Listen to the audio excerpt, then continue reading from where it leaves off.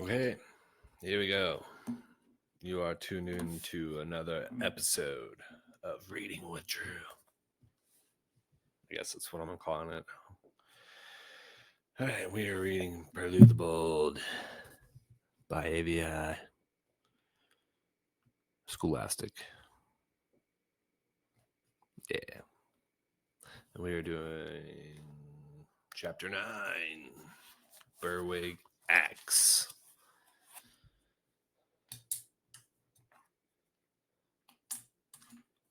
Oh, yeah. Cute.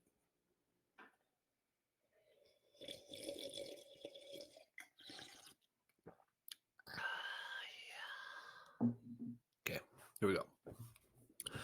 Chapter 9, Berwig Axe. By the time Berwig and his warriors reached the bottom of the ladder, Perloo and Lucabara had disappeared through the small tunnel. Berwig squinted at the small hole. One look, and he knew it would be hard to squeeze his bulk through. He did not even want to try. Instead, he shouted orders. "See all the doors to the outside. Post armed warriors at every exit and each passageway. Carry your pikes. Make sure they're sharp. Show no mercy. Hurry, Perloo mustn't get out." As the warriors hopped away, some back up the ladder, others through the small, narrow tunnel, Berwig returned to Jolene's room. The room was dark and very quiet, fragrant with the residue of the sweet-smelling herbs. Standing before the bed, Berwig's fat ears twitched, his nose quivered, the tips of his toes trembled. Though it was his mother who lay dead before him, he was consumed only by feelings of betrayal. All he could think was, she would not allow me to become Granter. From the time of his infancy, when he first understood what the position of Granter meant, Berwig had assumed the title would be his. As he saw it, the position was his by right of birth. As he grew older, his longing to be Granter became an obsession. He thought of little else. As his mother aged, he became impatient to claim the title. Then, as Jolene's age and illness could no longer be denied, she informed her only cub that she had made up her mind. He would not be Granter. "But why?" Berwick demanded. "You're not fit to be a leader." "If I'm not, it's your fault," he sulked. "You're my mother. It was your responsibility to make me right." She replied by quoting Magwat, "Life is given, the rest one gives oneself." At first, Berwick thought she was teasing, but gradually he grasped that his mother was in earnest. His reaction was outrage. How dare she even suggest that he was not good enough to become Granter? The title was his birthright.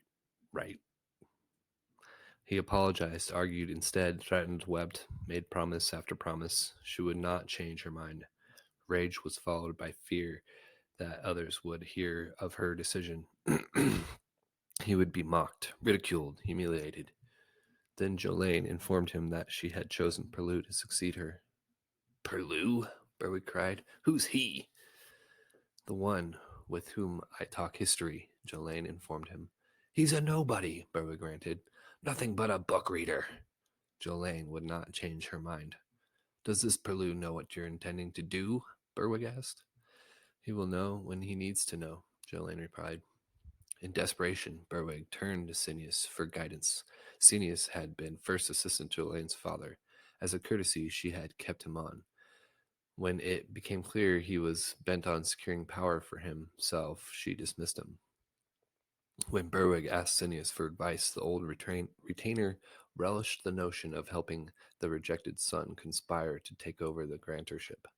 Fulsome in his flattery, Cineas encouraged Berwig to think the grantership was his for the taking.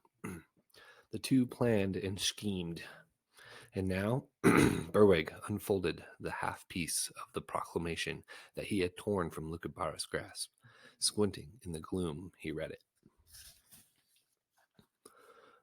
63rd Granter, the first half, wish the Mortimer in the pursuit of, appears bent, seeks to unto himself, have the right, O claim anyone in the tribe, Perloo to be, rights and privileges of, and expectation that he the freedom of every lane. Though Berwig read it through 3 times, he could make no sense of it, except that it probably would not help his cause. Full of fury and frustration, Berwig stuffed the proclamation into his smock. "By Magwat," he cried aloud at his mother's body, "I will be granter." Then he made himself think. Sineus's advice had been clear. As soon as Jolene died, he, Berwick, must sit upon the setop, or the throne, proclaim himself grantor, and then hold on to the title in any way he could. That moment he arrived. With thumping heart and shaking knees, he quit Jolene's room and hopped toward the great hall. Suddenly he stopped. What about Perloo and Lucabara? Should he or should he not say something about them? I'll say Perloo murdered Jolene, Berwick decided in haste. As for Lucabara, I won't even mention her. She's too popular. When Berwick reached the entryway to the great hall, he paused. He felt weak, frightened. A saying of Magwat's fluttered through his mind. Lies fly, then fall. Truth hops, but keeps going. What would he do if the tribe rejected him? Just thinking about it made him feel ill. Feel ill. Twice Berwick backed away from the door. Twice because his fear of retreat was equal to his fear of going forward. He returned. He had to keep reminding himself that this was the moment he must seize. Berwick tried to make himself look as if he were suffering. He ruffled his dyed whiskers, bent his ears, pinched his cheeks until they turned white, loosened his smock strings to suggest inner disorder. Finally, he bowed his head, touched his paw to his heart, and began to breathe deeply. When Berwick entered the hall, a goodly number of monomers were about. The mood was solemn and tense. Some were squatting by the warm fires, others were munching away at bowls. Most were talking in low voices. Although news of Grantor Jolene's death had not been announced, everyone in the central tribe borough knew of her grave condition. Berwick fixed a gloomy look upon his face and moved with heavy hops toward the setop. Close to the stone bench, he paused and stood motionless. Massive back to the crowd, he gazed upon the throne mournfully, though most of his strength was taken up by the effort to keep his shaking knee still. He kept darting squinty-eyed looks over his shoulder to see if anyone was paying attention to him. Gradually, Berwig's manner began to draw attention. When he continued to stand before the setop, eyes closed, breathing deeply, paws clenching and unclenching, uttering deep, lugubrious sighs, it became apparent to the onlookers that something momentous had occurred. A hush descended upon the hall. Berwick turned with a theatrical start of surprise. He was being observed. He swallowed once, twice, and opened an eye, as if to brush away a tear. In a heavy, breaking voice, he stammered, "Much loved Montimers, I have shocking news to share with you." His heart was throbbing so with fear of rejection he was sure he was going to pass out. Gasping with pain, puffing out his cheeks, he forced himself to speak. "My mother," he began, "Grantor Jolene, the good, has been murdered." A gasp of horror rippled through the crowd. "Murdered," Berwick continued in a voice squeaking with his nervousness, "by a traitor who seeks to take the power and authority of a grantor." "Oh," the crowd moaned, moving by Berwick's display of emotion. Speaking louder, Berwick went on. "I have lost not just a beloved mother and my dearest friend, but our cherished leader. It is in her name that I, Berwig the Big, hereditary grantor, ere obvious, vow vengeance upon those who have taken her from us so cruelly." With elaborate gestures, all the while gulping painfully for breath, he smoothed his smock behind him, tugged at his sleeves, brushed away a few more pretend tears, then laboriously lowered himself upon the setop. Berwick seating himself was fully understood by the crowd of onlookers. Ears twitched, noses quivered. There was gasps, moans, sniffles, a few whispers. "Oh my, how sad! What an end!" Poor Jolene. Most, however, simply stared at Berwick in stunned silence. Having seated himself, almost swooning with excitement and fright in the process, Berwig covered his eyes with his paws and swallowed great draughts of air. So far, so good. No one had denounced him. No one had mocked him. Stealthily, he spread his claws over his face and peeked out to see the reaction of the crowd. Ready to flee if there was so much as a flicker of opposition, not one objection was raised. Not an ill word was spoken. The great hall was still.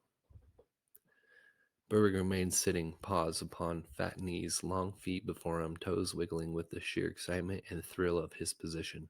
Unable to suppress his glee, he suddenly grinned a full expanse of gapped teeth, flung out his arms, and croaked, "Look at me! I'm Granter! Me!" When he began to snort, he slapped a paw over his mouth to suppress it. The crowd knew what was expected of them. They reached up, more in sorrow than submission, saluted Berwick by pulling their left ears down. The salute caused Berwick to grin, though he was quick to smother it with a series of solemn grunts, which he hoped would be taken as acknowledgment of the homage paid. "Hear me, my subjects," he cried. "The name of the traitor is already known. It is Perloo." There was scratching of ears and exchanged looks of puzzlement. "Who's Perloo?" was heard. "Even as we speak," Berwick continued, growing stronger and more confident with every passing moment that no one objected. "My warriors are searching for him. All Montemers are welcome. Indeed, encouragement urged required to help in search. Whoever catches this traitor shall—" Berwick searched his thoughts for a rich reward. "They shall have my gratitude," he cried out. On the other paw, Berwick went on. "Anyone aiding or abetting the traitor shall be treated as part of this ghastly conspiracy. No mercy shall be shown. None." "Now," Berwick hurried to say before the crowd could do or say anything, "there will be 2 weeks of mourning for my mother, the late beloved Granter Jolane the Good. After such time I shall have my proper installation as Granter with the pageantry all Montemers love so well. But," he pressed on, speaking faster as he gained confidence, "to make sure there is no confusion among Montemers, and to maintain order and decorum at this moment of grave crisis, I hereby suspend all freedoms and liberties, because I, Berwig the Big," he fairly shouted, "I alone am the tribe."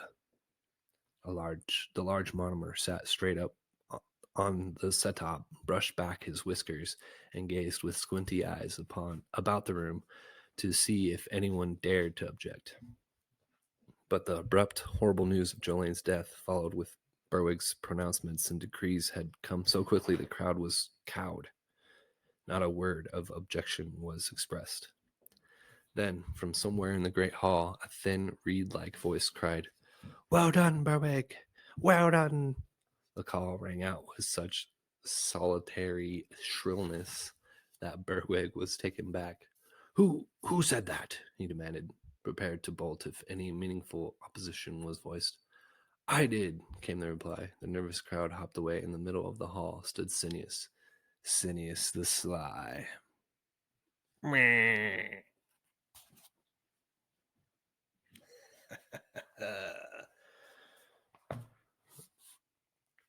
Chapter 9.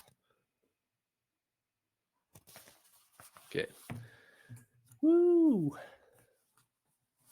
I like that. That was good. I like the chapters, how they're set up. That was perfect. So basically, Berwig, of course, wants the throne, and he basically got it. So, like I said, I'm pretty sure in the last episode that he needs to burn it.